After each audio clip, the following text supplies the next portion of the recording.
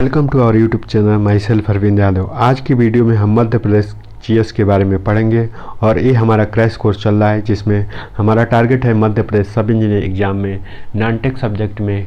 जैसा कि पेपर आपको पता है कि पैटर्न 200 मार्क का होता है, 100 मार्क टेक्निकल और 100 मार्क नॉन टेक्निकल। और 100 मार्क नॉन टेक्निकल पोर्शन में हमारे यूट्यूब चैनल पर सभी वीडियो सिस्टमेटिक तरीके से पढ़ाई जा रही हैं। ऑलरेडी 200 से ज़्यादा वीडियो अपलोड की गई हैं। तो आज के हमारे वीडियो का टॉपिक है कि मध्य प्रदेश जीएस, और जीएस में हम पढ़ेंगे। तो आइए शुरू करते हैं आज के टॉपिक।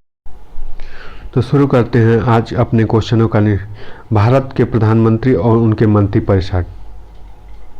तो भारत प्रधानमंत्री बनने के लिए न्यूनतम आयु का वर्ष होना चाहिए। तो प्रधानमंत्री बनने के लिए न्यूनतम आयु 25 वर्ष होनी चाहिए। सरपंच बनने के लिए 21 वर्ष, राष्ट्रपति बनने के लिए 35 वर्ष, उपराष्ट्रपति बनने के लिए 35 वर्ष, राज्यसभा मेंबर बनने के लिए 30 साल की एज चाहिए होती है। संसदीय शासन प्रणाली में पहले किस देश में होती? संसदीय शासन प्रणाली सबसे पहले किस देश में लागू हुई थी? तो ब्रिटेन में। ब्रिटेन जो कि यूनाइटेड किंगडम, वहाँ पे संसदीय शासन प्रणाली लागू हुई थी ब्रिटेन में।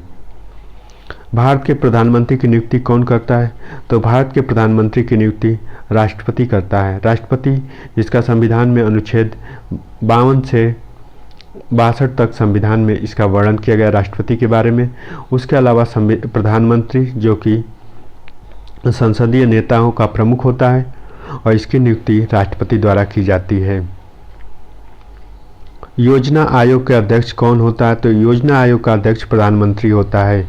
और योजना आयोग का नाम बदल के क्या कर दिया गया? तो योजना आयोग का नाम नीति आयोग कर दिया गया है 1 जनवरी 2015 को। 1 जनवरी 2015 को। उसके बाद नीति आयोग का फुल फॉर्म क्या है? National institute of transforming India, जो कि नीति आयोग का फुल फॉर्म है। संघीय मंत्रिमंडल की बैठक स्थापित कौन करता है? तो संघीय मंत्रिमंडल की बैठक स्थापित जो कि प्राइम मिनिस्टर करता है। प्रधानमंत्री का कार्यकाल कितने वर्ष तक होता है? तो प्रधानमंत्री का कार्यकाल 5 वर्षों तक होता है। प्रधानमंत्री का कार्यकाल 5 वर्षों तक होता है और यह पुनः निर्वाचित भी हो सकता है। प्रधानमंत्री पद से त्यागपत्र देने वाले भारत के पहले प्रधानमंत्री कौन हैं? तो प्रधानमंत्री पद से त्यागपत्र देने वाले यानी रिजाइन देने वाले भारत के पहले प्रधानमंत्री मोरारजी देसाई हैं। मोरारजी देसाई हैं। सबसे अधिक समय तक प्रधानमंत्री बने रहने वाले कौन हैं?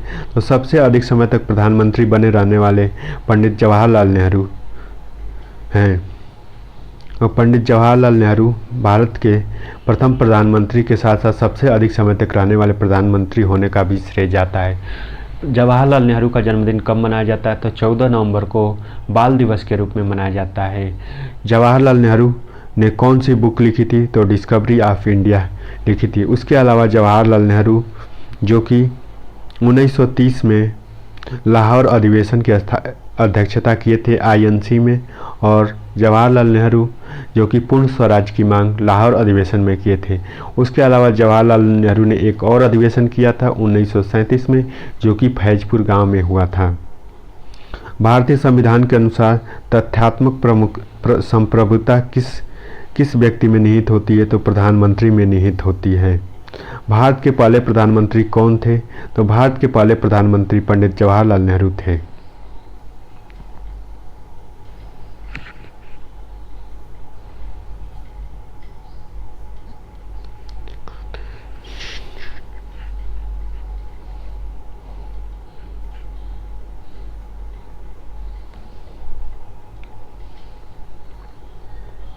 Hello everyone, welcome to our YouTube Tech Nation Educational, Scientific, Cultural Organization UNESCO।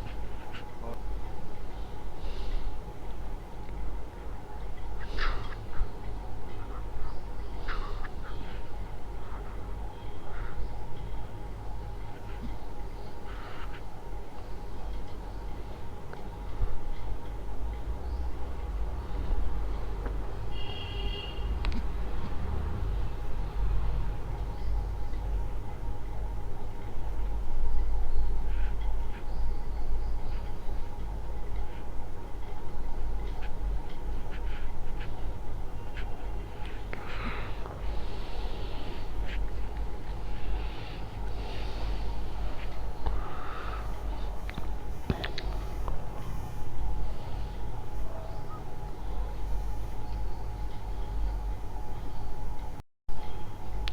Bharat में कितने प्रधानमंत्रियों की मौत अपने पद पर रहते हुए हुई? तो 3 प्रधानमंत्रियों की मौत अपने रहते हुए पर हुई।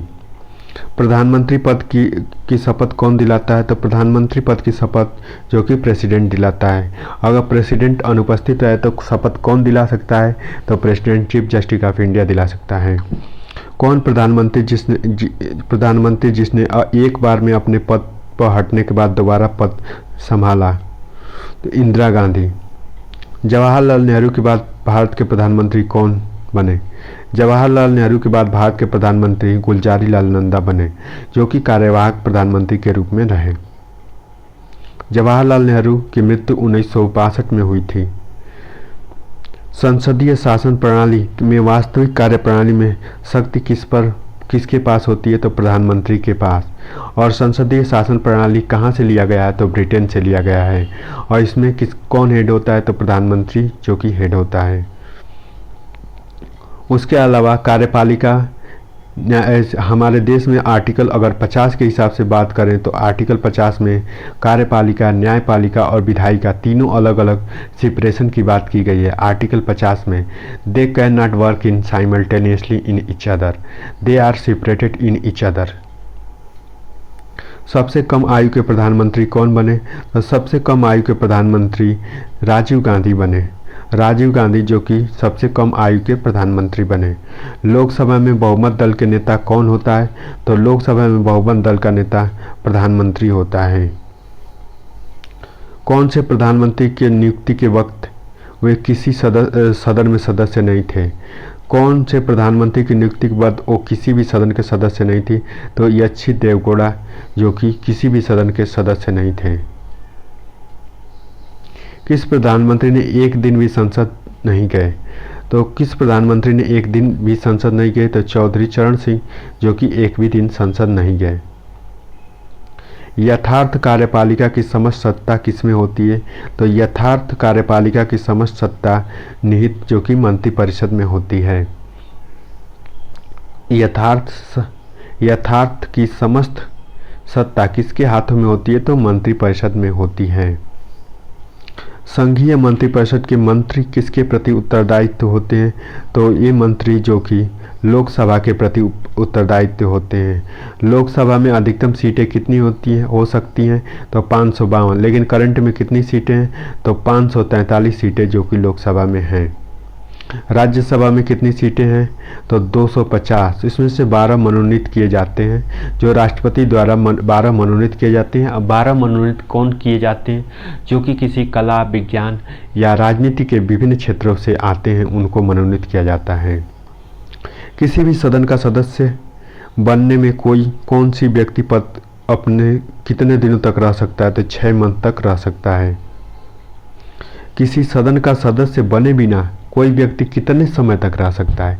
तो 6 मंथ तक रह सकता है, जब तक कि इलेक्शन न करवा दिए जाएं। संविधान के किस अनुच्छेद में मंत्रिपरिषद की नियुक्ति और पदच्युति यानी रेजिग्नेशन का प्रावधान है? तो आर्टिकल 75 में अपॉइंटमेंट एंड रेजिग्नेशन का प्रावधान है। आर्टिकल 76 को किससे रिलेटेड है? Article 76 CAG controller auditor general of India से रिलेटेड है। मंत्रिमंडल का गठन करने वाला कौन होता है? तो मंत्रिमंडल का गठन करने वाला केंद्रीय मंत्री होता है। स्वतंत्र भारत के पहले कानून मंत्री कौन बने? तो स्वतंत्र भारत के पहले कानून मंत्री डॉक्टर भीमराव अंबेडकर बने। डॉक्टर भीमराव अंबेडकर जो कि 1956 तक इंडिया में जिंदा रहे। उसके अलावा डॉक्टर भीमराव अंबेडकर ने संविधान सभा के प्रारूप समिति के अध्यक्ष थे। इसके अलावा डॉक्टर भीमराव अंबेडकर का जन्म 24 अप्रैल को मनाया जाता है। 24 अप्रैल को इनका जन्मदिन मनाया जाता है। और डॉक्टर भीमराव अंबेडकर को भारत रत्न से भी सम्मानित किया गया है। और डॉक्टर भीमराव अंबेडकर का जन्म मध्य प्रदेश के महू जिले में हुआ है। महू जिला जो कि इंदौर में पड़ता है, इंदौर में हुआ था। तो स्वतंत्र भारत के पहले कानून मंत्री डॉक्टर भीमराव अंबेडकर, जिनका जन्मदिन 14 नवंबर को होता है, और ये संविधान सभा के प्रारूप समिति के अध्यक्ष भी थे। इसके अलावा महात्मा गांधी और डॉक्टर भीमराव अंबेडकर में पूना समझौता 1931 में हुआ था। मंत्रिपरिषद के सदस्यों को शपथ कौन दिलाता है? तो मंत्रिपरिषद के सदस्यों को शपथ जो कि प्रेसिडेंट दिलाता है, और प्रेसिडेंट जो कि भारत का हेड ऑफ स्टेट होता है और उनको शपथ दिलाता है प्रेसिडेंट। भारत के मंत्रिपरिषद में अधिकतम सदस्य कहाँ से भारत में मंत्रिपरिषद में अधिकतम सदस्य कहाँ से लिए जाते हैं? तो भारत में अधिकतम सदस्य लिए जाते हैं लोकसभा से। लोकसभा से अधिकतम सदस्य जो कि लिए जाते हैं। स्वतंत्र भारत के पहले प्रतिरक्षा मंत्री कौन है? तो स्वतंत्र भारत के पहले प्रतिरक्षा मंत्री सरदार पटेल हैं। स्वतंत्र भारत के पहले वित्त मंत्री कौन है? तो जॉन मथाई जो कि स्वतंत्र भारत के पहले वित्त मंत्री थे। तो स्वतंत्र भारत के पहले वित्त मंत्री जॉन मथाई थे। पहले वित्त मंत्री जो कि जॉन मथाई थे। उसके अलावा डिफेंस मिनिस्टर कौन थे पहले? तो पहले डिफेंस मिनिस्टर बलदेव थे। उसके बाद फूड एंड एग्रीकल्चर मिनिस्टर कौन थे? तो राजेंद्र प्रसाद थे। इसके अलावा स्वतंत्र भारत के पहले स्पीकर कौन थे? तो जीवी मालवंकर थे। स्वतंत्र भारत के गृह मंत्री पहले कौन थे? तो गृह मंत्री सरदार वल्लभ भाई पटेल थे। सरदार वल्लभ भाई पटेल को लौह पुरुष या बिस्मार्क ऑफ इंडिया के नाम से भी जाना जाता है। इसके अलावा सरदार वल्लभ भाई पटेल की मूर्ति स्टैचू ऑफ यूनिटी कहाँ पे है? तो स्टैचू ऑफ यूनिटी मूर्ति जो कि गुजरात में है, केवड़िया डिस्ट्रिक्ट में गुजरात में है। तो स्वतंत्र भारत के पहले वित्त मंत्री जॉन मथाई थे। और अंतरिम सरकार कब फाउंडेशन हुई? तो 1946 में। संविधान बन के तैयार कब हुआ? तो 26 नवंबर 1949 को। और लागू कब हुआ? 26 जनवरी 1950 को। 26 नवंबर को क्यों नहीं लागू हुआ? क्योंकि 26 नवंबर 1949 को बन के तैयार हुआ, लेकिन 26 जनवरी 1950 को इसलिए लागू किया गया क्योंकि 26 जनवरी 1930 में भारत में 1930 में पूर्ण स्वराज की स्थापना मांग की गई थी, और उस दिन को यादगार करने के लिए संविधान को लागू 26 जनवरी 1950 को किया गया। आते हैं अगले क्वेश्चन में। राज्यसभा का सदस्य मंत्रिपरिषद का सदस्य हो सकता है? यस। तो राज्यसभा का सदस्य मंत्रिपरिषद का सदस्य हो सकता है। राज्यसभा में सीटों की संख्या कितनी होती है? तो 250 होती है। 250 में से 238 सीट जो कि विभिन्न पार्टियों से आते हैं, उसके अलावा विभिन्न पार्टी या राज्यों के द्वारा आते हैं। उसके बाद 12 सीट जो राष्ट्रपति मनोनीत करता है। 12 सीट में कहाँ से लिए जाते हैं? तो शिक्षा, खेल, विज्ञान के क्षेत्रों से लिए जाते हैं। इस तरह से हमने 30 इंपॉर्टेंट क्वेश्चनों का डिस्कशन किया। मिलते हैं अगली वीडियो में, तब तक के लिए चैनल को सब्सक्राइब कर लीजिए। Thank you so much for watching this video.